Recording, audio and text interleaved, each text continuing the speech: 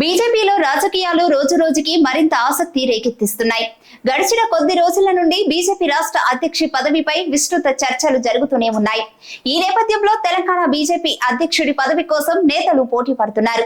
అయితే అనూహ్యంగా ఢిల్లీ పెద్దల నిర్ణయం అందరినీ ఆశ్చర్యానికి గురిచేస్తోంది. అందరి అంచనాలను తలకిందులు చేయబోతోంది. అయితే రాష్ట్ర అధ్యక్ష పదవి కోసం సీనియర్ నాయకుడు మాజీ ఎమ్మెల్సీ రామచంద్రరావు వైపే ఢిల్లీ పెద్దలు మొగ్గు చూపుతున్నట్లు సమాచారం.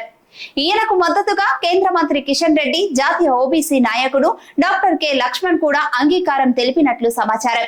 మరోవైపు ఈటెల రాజేందర్ పేరును కూడా పరిశీలించే యోచనలో పార్టీ అధిష్టానం ఉన్నట్లు విశ్వసనీయ వర్గాల సమాచారం. నారపరాజు రామచంద్రరావు తెలంగాణ రాష్ట్రానికి చెందిన రాజకీయ నాయకుడు, మాజీ ఎమ్మెల్సీ, పార్టీలో సీనియర్ నేత. దీంతో పార్టీ కోసం కష్టపడిన నేతలకే రాష్ట్ర అధిష్టాన పదవి కట్టబెట్టబోతోందని తెలుస్తోంది.